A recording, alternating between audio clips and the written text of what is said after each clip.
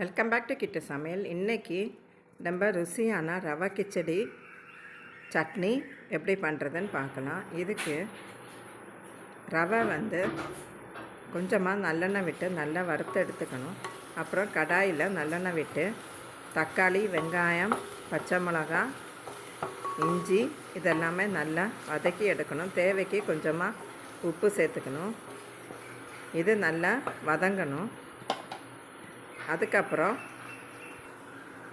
2 cup ரவை எடுத்திருக்கேன். அதனால் ஒரு 6 கப்பு தண்ணி இதில் விட்டுறணும்.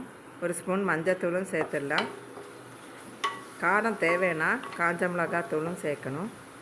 கொத்தமல்லி, கறிவேப்பிலையும் சேர்த்துக்கலாம். நான் இன்றைக்கி அது சேர்க்கலை. ஸோ இது நல்லா தொக்கு மாதிரி ஆகிடுச்சு. இப்போது 6 கப்பு தண்ணி விடுறேன். 2 கப்பு ரவை எடுத்திருக்கேன். ஸோ இந்த தண்ணி நல்லா திளைச்ச பிறகு கேஸ் ஆஃப் பண்ணிவிட்டு அதுக்கப்புறம் கொஞ்சம் கொஞ்சமாக அந்த ரவையை சேர்த்து மிக்ஸ் பண்ணணும், இல்லைன்னா கட்டி ஆகிடும். ஸோ இந்த தண்ணி நல்லா திளைச்சிருச்சு. உப்பும் சேர்த்தாச்சு. இப்போ ஸ்டவ் ஆஃப் பண்ணிடலாம். அந்த சூடுலேயே கொஞ்சம் கொஞ்சமாக நம்ம அந்த ரவையை சேர்த்து மிக்ஸ் பண்ணி எடுத்துடலாம். இது மட்டும் ரொம்ப நிதானமாக பண்ணணும். ரொம்ப சீக்கிரமாக அதில் கட்டி கட்டியாக ஃபார்ம் ஆகிடும்.